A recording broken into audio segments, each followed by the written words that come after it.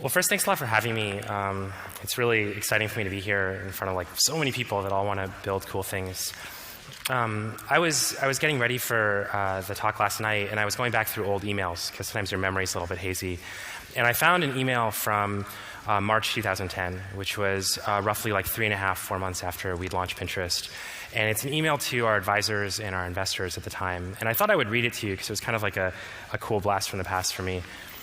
The email says, "Hey everyone, I wanted to provide a quick update from Cold Brew Labs," which was our company name. Just to review, we launched a website called Pinterest. It's a tool for people to share and discover the things they love. People join Pinterest to create these collections or pin boards and to follow collections created by their friends. We're happy to say that we're making good progress. To date, we have almost 3,000 registered users, and our daily pin count is steadily increasing. I'm also happy to say that we've made big operational improvements. We're relocating our offices to a new building just a few blocks away. The price will decrease as we're sharing it with another Y-Combinator startup, Shardio, and we've also gotten some free Amazon hosting credits. So, a couple funny things about the email in general. The first is that the new location in question is a dilapidated 2-bedroom apartment on California Avenue. And in fact, when I told Jessica Livingston that we were moving there, she said, "Oh my God, I thought that place was a brothel." And I think the thing that surprised me the most in starting a company, after reading about, Facebook hits Harvard, 95% penetration in 2 weeks, Instagram shoots to 1 million people, is that it can take a really, really long time to build things that are worthwhile. So March 2010, we launched Pinterest. We're at 3,000 accounts. And that wouldn't be so bad if we hadn't started building Pinterest actually in November 2009. And that alone wouldn't have been so bad if I hadn't left my job to start a company in May 2008. A lot of people say things like running a startup is like running a marathon. And I think that the part of the analogy that's right is that it's long, but it's actually really different. I think when I think about my experience, it's more like going on a road trip, in a car that doesn't have good headlights, and you don't have very much gas, and you think you're going to Toledo, but you find out you're supposed to be in Miami, and if you really run out of gas, you might have to buy gas from someone that might just kick you out of your own driver's seat. And that uncertainty, the fact that every single day you're dealing with a lot of choices and you don't have a lot of perfect information, is for me the lesson that was hardest to learn and continues to be a real challenge in doing a startup today. So I'm going to talk a little bit about kind of our journey through this kind of weird process and a few of the things that we learned along the way. Number one lesson, making things can take a long time. So 2008, I was working at Google, and I was in AdSense, not as an engineer, but working, basically doing customer support, taking feedback from users and feeding it back into the advertising products. The reason I was there was because I'd come from Washington, D.C., where I was working as a consultant. And growing up, even though I'd always looked up to anybody that made things, whether it was an architect or an engineer or an artist, I'd always kind of thought that I was going to be a doctor. And so I pursued that path, which is the same path my parents pursued, the same path that both of my sisters pursued. So when I graduated from college and decided I didn't want to be a doctor, I was a little bit lost. But even then, even at the time that I thought I was going to be a doctor, I had this real interest in technology. I thought it was really cool. So when I was an undergrad, I made a program with some friends that let you try on glasses online. And it was appropriate because both my parents were ophthalmologists. When I was at my consulting job in DC, a good friend of mine named Altai had me help him out with his YC startup where he was trying to help market bands. He was a musician in a band. And even when I moved out to California and I was at Google, I was working on another website, which was a quiz website that let anybody play quiz questions about anything they wanted. And the common theme through all these things was that for some reason I kept going back to the idea of building a product. I thought that was a really exciting thing to do, but it always stalled. And I always had an excuse for why it stalled. It wasn't the right market. I needed to learn more by working at Google. It wasn't the right timing. But actually, the dependent variable was just me. Right? The dependent variable was that I never actually committed and put myself in a situation where I had to make it work.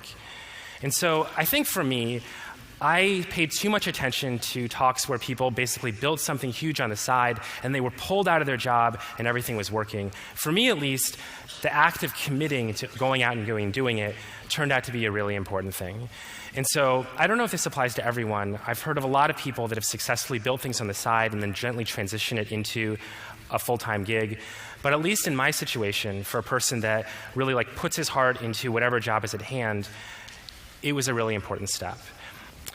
So I left in 2008, and I hooked up with one of my friends named Paul. He was a great friend from college, super driven guy, and we decided the thing we were really interested in was mobile. So the iPhone had come out recently and the platform had come out, and so people were really excited about it. And the product that we wanted to build was called Tote. It was a shopping catalog on the phone. And the reason I thought this would be so cool was that I got all these catalogs in the mail dumped on my doorstep, and I had this brand new, like really cool phone, and I just wanted to see something running on this phone. And so we got to work and we started prototyping it, and we did it out of savings. But there were some problems. The first was that it took a really long time to get things built and approved by Apple, like a really long time back then. You had no idea when it was going to get approved. You had no idea what was going to happen. And second, there were a lot of unsolved problems back then. We had sort of these grand ideas of doing all sorts of offline caching, of being able to use this thing in the subway, of being able to eventually process payments. And we put all those ideas into this prototype, and it made it really hard to ship.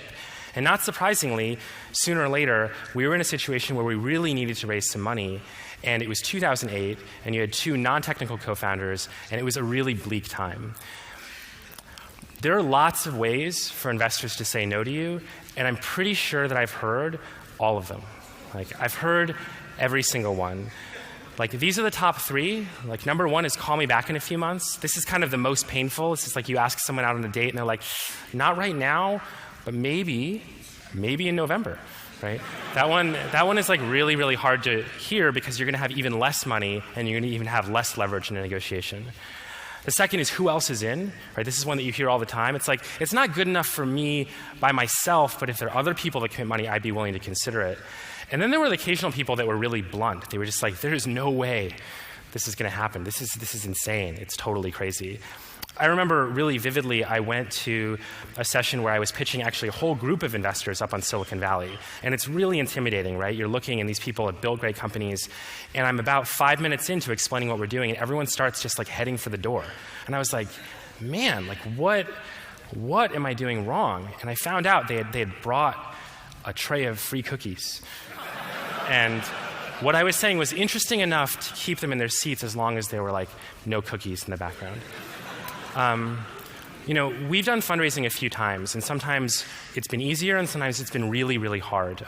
We've done it where we've flown to all the coasts. We've tracked down sort of everyone in our alumni directory, whether they were tech investors or not investors. We've done it a bunch, and I think I've learned like 3 important lessons that I think any entrepreneur should know if they're starting the kind of company they think will need funding. The first is that like even rich people are subject to free cookies. And in that lesson is actually something really important. It's that investors are just people too, right? Investors are just regular people that happen to have other people's money or their own money that they're willing to put forward. And even though they have a really good opinion on things, they might be wrong. And that was something that was really hard for me to swallow because I really looked up to all these people. You know, the second lesson is that if you really need money and they have money and they know they're the only person that can give you the money, you don't really have any leverage whatsoever. Right? You have zero leverage. And that puts you in a really tough spot. Right? You can't really negotiate. It's 2008. They know it's 2008. They see your app. It's kind of crappy. Nobody really uses it. There's nothing you can do unless you hack that system, right? Unless you somehow turn the tables and give them a reason that you should have the leverage. And those reasons generally are fear of losing the deal, right? Or the belief that this thing is just going to be so big that whether you give the money or not, like you're just going to be wildly successful. Number 2 was a hard case for us to sell, so we solved for number 1, and that was a really important thing. And the very last thing I learned, and this was something that was especially true when you're kind of driving up Sand Hill Road, which I don't know if you guys have been to. I sort of thought it would look like the Emerald City, but it kind of looks like a ski lodge with no mountain. It's just a very like normal buildings. The final thing I learned is that people are going to give you all kinds of advice. And I think that it's really easy to take that advice because you walk into a room and there's like Google's first stock certificate, and you know they've like invented Yahoo. Like these people are really, really, really smart. But if you look at the returns on venture capital, it's pretty shaky. Like, we're in a pretty high volatility industry. And one thing that we always told ourselves, and one thing that I really, really believe, is that fundamentally, like, the future is unwritten. Like, if they knew, they would be done, right? And so people can tell you that you should be more technical. They can tell you that you're in the wrong market. They can tell you all of these things. And those things might be true, and you should assess them for yourself. But you shouldn't take it on face, because they could be wrong. And in the back of your head, you have to remember something, that for all the millions of dollars venture capital investors have made, for all the certificates that are on the wall, they have these little trophies when things go IPO. For all of those things, there are things that they passed on. And those are the things that actually burn them up. Like, those are the ones that, like, haunt them at night. And I think that if you can convince somebody that you just might be the one that's going to beat the odds, you can be successful. And it's a general attitude that I think is important, whether you're recruiting, whether you're raising money, whether you just need to make a final push in adjusting your product. 3,000 accounts, not active users accounts, is pretty bad if you have 3 people actively pushing it out to every single person they know every day for 4 months. But there was something that was really positive, and it was that the few people that used it, myself amongst them, actually really loved it. And instead of immediately changing the product, I was like, maybe I can just find more people like me, and that also fits with our current operating strategy since we don't have very good engineering resources, so we're just going to market this thing. And that's what we started to do. We started to have meetups. This is our first meetup in San Francisco. It was at a store called Rare Device. We did another meetup later at West Elm. It's a little bit later. We all tried to make it fun, do fun pictures. And we also marketed online. So we had a campaign with a blogger that I had met named Victoria, who's a wonderful woman, and we had something called Pin It Forward, where everyone would create a pin board about what home meant to them, and it was organized like a chain letter. Like, one person would introduce the next person, would introduce the next person, and everyone who participated would get invites to invite other people. And the thing about it that really worked was we found this little group of people that were interested in the same thing, and we showed them how the service could be helpful to them. And fundamentally, that's what Pinterest is about. It's about finding people who share common interests, and those people may be your friends, they may not be your friends, but we needed a different strategy for going at it than all the strategies that we were reading about in terms of general social sites. So it was a really, really exciting moment for us. And the best moment of all was when things started to grow. When we went to that meetup, even though we had very, very few users, I distinctly remember that people hadn't met each other before, were having real conversations, right? They weren't bullshit conversations. They were asking about things in their life that they never would have known if they were just following each other on Twitter or if they were just looking at each other's Facebook projects. They found people that were saying, hey, how's the gardening project that you're working on? How's your new living room? How's all that stuff going? And it felt like that was the kernel of something really special, the idea that you could use a service online that you found out about. You could go to a physical place, and you could find that same person, and you had a genuine connection. A lot of people in Silicon Valley didn't get, and I still don't know if they really get, Pinterest. A lot of them kind of look at it, and they said, well, it's visual. It's not organized in real time, which was a big theme back then. It doesn't have a feed. Like, it didn't really make sense to them why anyone would use it. But the fact that it made sense to someone was what really mattered to me. And I think it ties back to what I told you guys about investors. A lot of people are reading tech press. Investors read the same Hacker News articles that everyone reads. There's not some secret special Hacker News that has the real companies that you want to invest in. Right? They're reading the same TechCrunch articles. They're getting the same data. It's incredibly democratic. You have access to all the information they have access to. And that also means that just like anyone else, they may be subject to the same biases and trends and bubbles and reports that happen in the general consumer media. At the time, we were like the polar opposite of what people wanted to see. Twitter, friend feed, Facebook were the hot companies, right? Because they were real time. Google was like, we need to do real time search. Everything had to be a text-based feed that could be accessed on your phone. And here we come and we're saying, it's not real time, it's all visual. And so if they're drawing their 2x2 matrix, they're like, this is a disaster, right? This is like the worst thing that could happen. And eventually, what would compel them, is we would show them real users. And eventually, those users were their wives, or eventually their users were people they knew in their real life. And that's when it became a lot easier to get things done. And the very last thing that's important to me is that Pinterest is a team of talented people. Like, I feel genuinely lucky to like walk into the office and work with people that are better than me at pretty much everything I do. And I think that, to me, even though there are a lot of stories told about entrepreneurs that toil alone, the best things in the world are made by groups of people. I think when you're really early on in a startup, you're really worried about, oh my gosh, like I can't give my equity to this person, it's going to run out. But it's the size of the total pie, right? It's the size of how many people can you actually build something that's bigger than who they are. And if you can find those people, if you can find people that want to work with you on something that's bigger than they are, I think that it's the best investment that you can make, to give them ownership in what you're actually building. And to me, it's just been a really gratifying experience to know that everyone that works with us actually owns part of the fate of the company. So this is just people from around the office. We obviously value collaboration. It's kind of how the company was founded.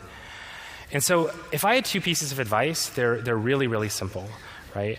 The first is that you should really just build something you believe in. If you're going to go on a 5-year, 7-year, 10-year, 15-year journey, at least build something that you really, really love, because otherwise you're definitely going to burn out, right? You'd have to be like the most mercenary person to give themselves 15 years and take all this risk if you didn't at least love the idea of where you're going to end up.